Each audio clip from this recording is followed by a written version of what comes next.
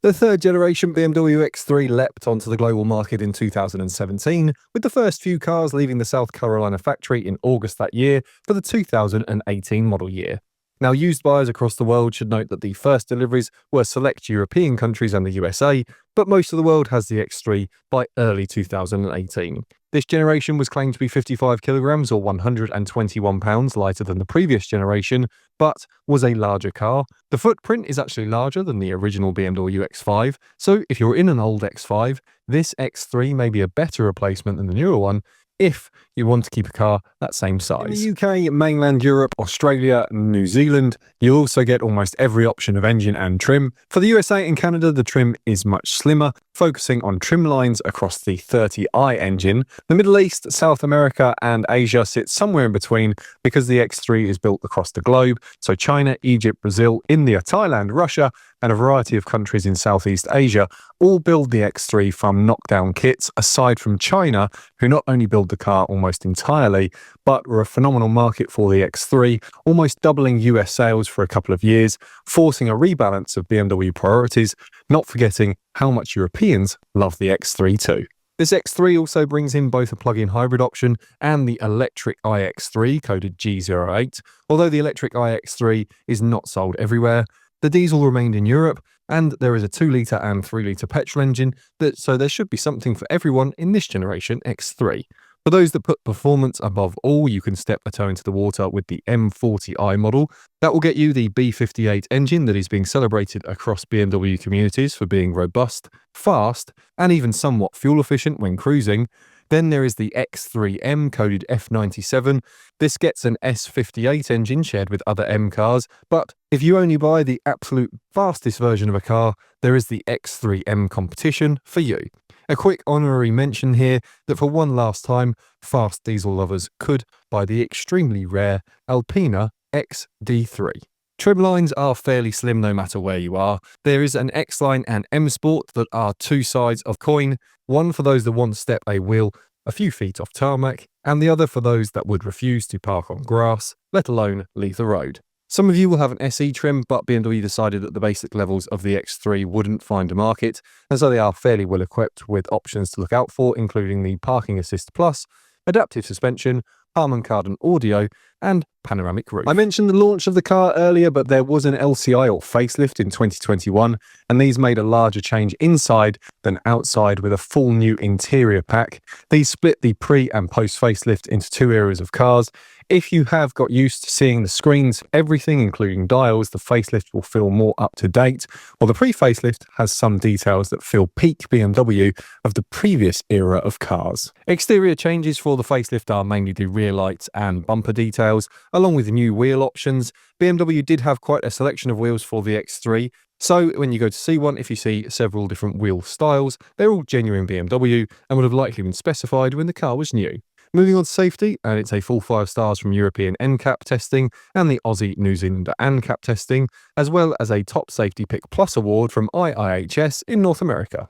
Now onto the common faults, and a reminder to subscribe and like the video if you find it helpful, as this helps it spread to others on the platform. I will just jump in first and say that while I did find a few concerning commonly reported issues, it was really a small number of owners that had experienced issues, making this a list of the most common from a small data set.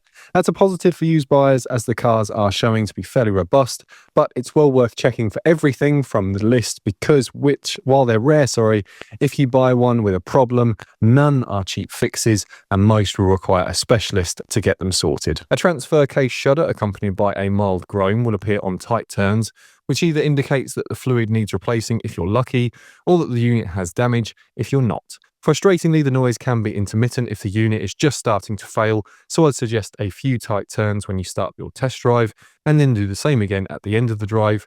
A full lock circle will be a good idea to do at least once if possible. Separate from this, many owners of cars built from 2018 to 2019 reported a rear axle vibration that was resolved at the factory for later builds. BMW generally dealt with this issue on a case-by-case basis without a recall, as it was a small proportion of owners that suffered the fault, and all appear to have been the M40i with a 3-litre engine. If fitted with a panoramic roof, then check for any leaks or rattles, as owners had spotted damp footwells and watermarks on the A-pillar.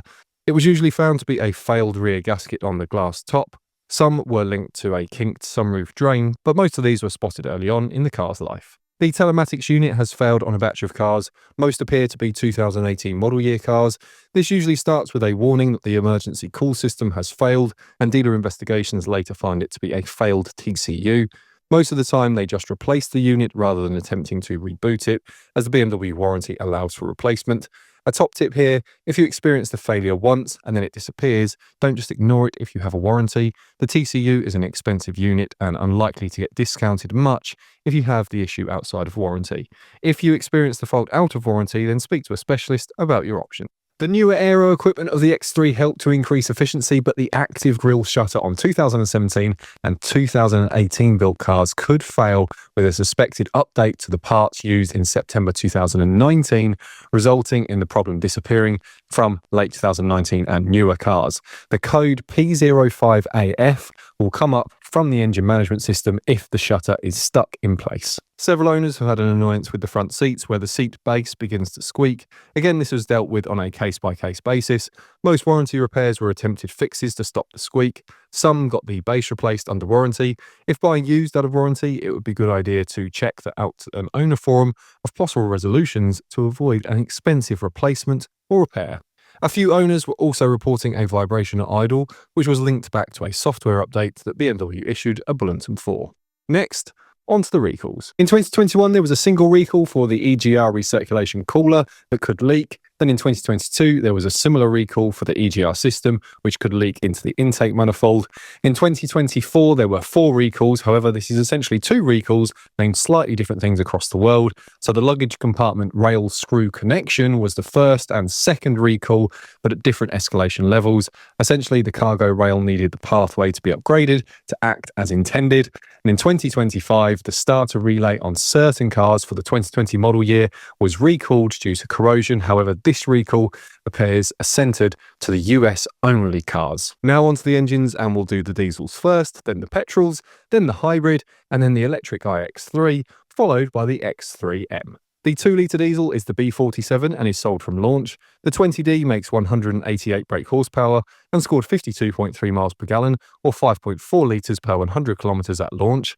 These figures were revised down on facelift due to much harsher testing on diesels in fuel scoring from 2020. The B47 engine is getting a good reputation. However, the EGR cooler can suffer a leak, which was covered under the recalls mentioned earlier during 2022, although not all cars had work carried out. Ultimately, the thing that is impossible to know when buying is whether the car has lived a life that the DPF and NOx sensors have operated well within. This may give a slight advantage to buying higher mileage, as owners must have been driving more miles, giving the car a better chance to do a full exhaust cleanse. Although it's still possible this was lots of short journeys, lower mileage cars are still a good buy, but if you are buying from the previous owner, ask if they ever do longer journeys. If they just rarely use the car but go far afield, then this is the best for the emissions equipment lifespan. A quick note is that there are a few people online that still talk about timing chains. This is a hangover of the older N47 diesel engine and not something the B47 is regularly suffering a fault with. Of course, there will always be exceptions. However, shortening the oil service intervals is still advised, and as these cars reach higher mileage, it's worth asking a specialist to give an assessment of the timing chain, as it won't last forever. The 3-litre diesel is the 30D B57 engine, making 261 brake horsepower before the LCI update boosts this to 282 brake horsepower. Fuel economy is rated at 47.1 miles per gallon, or 6 litres per 100 kilometres before, again this figure is revised downwards under harsher tests in 2020. The emissions equipment is again the area to watch out for problems, although overall this engine is robust and highly regarded in BMW communities. The EGR cooler is again the only noted common complaint, as this and the B47 share the same logic in their construction. The two things to concentrate on here, though, are any driveline shudder when steadily building power from low RPM in a higher gear, which is usually directly connected to a lazy service history. A few owners feel these engines are so robust they barely need caring for, so be wary of anyone telling you these engines barely need servicing, because they are solid no matter how you treat them. You can be sure their education does not include an engineering degree from the Technology University of München. Atop the diesel offerings is the M40D. This uses the same B57 architecture, but boosts output to 322 brake horsepower until the LCI, which ups it further to 335 brake horsepower. Fuel economy is rated at 43.5 miles per gallon, or 6.5 litres per 100 kilometres, and you'll share the same concerns as the 30D, but add additional checks for wheel alignment and tyres and brakes to make sure you buy the best one that you can find. This is the car you buy with your head, but service with your wallet. A winner for enthusiasts that want to retain a reasonable running cost, but unfortunately this was a rare new car seller, so you'll have limited choice on the used market. The petrol engines start with the 20i model and then move up to the 30i that gets the 2-litre coded B48, making 181 brake horsepower or 184 PS in the 20i and the 248 brake horsepower or 252 PS in the 30i before the LCI this to 241 brake horsepower or 245 PS. Efficiency varies on model and trim, but the 20i scored 37.2 miles per gallon or 8.4 litres per 100 kilometres, while the EPA scored the 30i at 25 miles per gallon combined on the smaller US gallon. This engine is offered in most of the world, and between the 20i and the 30i, it accounts for the highest selling engine. The engine has reported coolant leaks, usually tracked down to plastic connectors or seals, and usually doesn't cause further damage as long as it isn't left for too long. Thermostat housings and bleed lines are another area worth checking as repeat offenders of failing on some cars, although overall this is something to check at service intervals and when buying, rather than something you need to check every single morning with your fingers crossed, hoping for another day of sweet running. A cold start that leads to a rough idle is usually the car giving you the first indication that it may have a problem with its coolant loss, and other than that, many owners have been happy with the engine. Now we have the M40 model, and a quick personal note, having known two people that bought these, one buying out their lease after it came to an end. BMW appear to have found where the car enthusiasts of the world are congregating, at least for now, as people that previously bought M cars or always grew up dreaming of having a sports car are now faced with the reality of things they never considered at age 12, like carrying a family, commuting, and maintenance costs. The X3 M40i seems to have ticked a lot of boxes for a lot of people. The B58 engine fitted is almost across every BMW and also the Toyota Supra.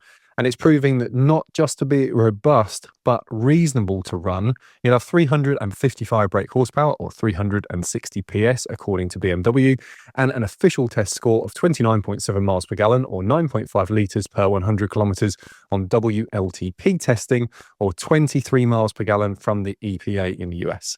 Not bad. Reliability-wise, cooling systems leaks and crankcase ventilation oil misting are reported, along with some issues on the transfer case. A leak from the oil filter housing is probably the most common of the common faults, but overall, well-maintained examples just seem to run without issue. The expansion tank, though, should be checked before and after a test drive, and make sure you put your foot down in a higher gear to make sure that the boost remains consistent. If it passes those checks, then you'll likely have little to worry about, and while you won't replicate the handling of a BMW M2 CS, you'll be comfortable over potholes and still have enough driving dynamics to enjoy twistier roads when you're on your own. The 30e model uses the same engine as the 30i, but paired to an e-motor. The plug-in hybrid varies in figures depending on how world markets score hybrids, so this data will vary, but generally 248 brake horsepower or 252 PS with a boost function to 292 PS is scored. Economy on WLTP testing is 108 miles per gallon or 2.6 litres per 100 kilometres, and the EPA scores the car at 60 mpge figure with a quoted 18 miles of battery range and 24 miles per gallon on the engine alone. The battery and e-motor have had some reported issues, including the high voltage isolation, recording a fault and needing a dealer reset. Plus, the regular 12-volt battery can die if the hybrid system has a software issue and won't allow the car to enter sleep mode. If at all possible, plug the car in for a short while before going on test drive, then make sure the system cuts in and out as expected. The engine follows the earlier 20i and 30i reliability and is rarely the problem owners report. When the plug-in hybrid is working well, owners love it, and for some, this has been an excellent option. The ones suffering issues have had a less positive record to share, so making sure you buy a good one is even more important than the other petrols, as a good service is less likely to resolve issues if they are software related. The iX3 was not offered in all markets and probably deserved its own video, but we'll include it for completeness in this guide. Again, I know someone with one of these, their view was that it had been a great company car. They're a car enthusiast, but they have BMW motorbikes. So an EV X3 was fine for them. The big bonus, they say, is that unlike several other EVs, and I can attest to this from my testing of the car, their iX3, didn't lie to them as much as they thought about range. So it does sort of achieve roundabouts what it says.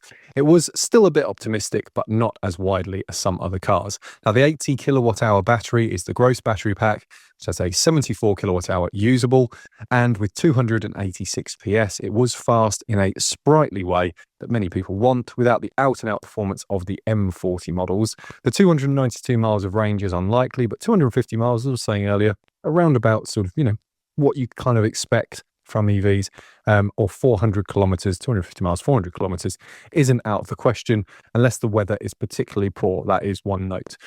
Charging issues and software faults were the common complaints here.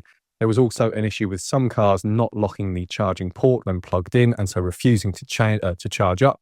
But they just had to have software updates, and they seem to have got rid of the problem, so check that a used one has had that done. At the other end of the scale is the S58 engine in the X3 M and M competition. For some, after the LCI, only the competition is offered for sale. Initially, power is 473 brake horsepower or 480 PS on the X3M, but the competition increased this to 503 brake horsepower or 510 PS. Fuel economy is officially scored at 25 miles per gallon or 11 litres per 100 kilometres in Europe and 17 miles per gallon combined by the EPA. Here, there is good news and bad news. The good news is that this M engine is actually quite robust and doesn't have a big warning of particular issues like some older M engines. The bad news is that abuse can really start to cause insidious issues that take a lot of work to figure out. Usually, owners that drive the car hard, then shut it down immediately, and then stretch service intervals will be the ones to avoid. Most specialists will be able to carry out a big service and save even the worst abused ones, but it's the small things like expanded plastics or cracked connectors or sensors that aren't too expensive on their own, but require lots of labour time and rarely are the only failure and can catch some owners out, although it's rarely down to BMW and more often a careless owner that drove the car hard and wasn't willing to give the car the care it deserved. Cheap tyres and misaligned suspension and heavily worn brake pads can seem like quick fixes, but again, usually point to an owner that wasn't used to the tight tolerances of an M model car and the care they need to keep them performing their best. So go in with your eyes open and get ready to leave your wallet open early to sort out any small issues before they become a big problem, and you'll have a great car here. The stronger than average residual values show that the X3M is proving a popular used buy. Onto Alpix, and the X3 really does make a good argument from all sides. On the budget end, the early 2-litre diesel will likely suit most people looking for a family SUV and aren't so worried about carving up twisty corners, but the 2-litre petrol, especially in the 30i trim, blends power and efficiency that bit better if you're more used to a quick car. The higher budget choice was easy. The M40i model is just too good to ignore, and with sensible running costs for the performance on offer, this is one that most enthusiasts will want as a family car on the driveway that they can still enjoy. Yes, the X3M is faster and has sharper handling, but will come with higher costs in every aspect of ownership, which will be fine for some, but I'd still drive the M40i model first. It may just surprise you. That's it for this one, but we have a recent guide on the Alfa Romeo Stelvio, plus the Mercedes GLC and Range Rover Velar, along with the Jaguar F-Pace, plus the Audi Q5, all ready to check out next.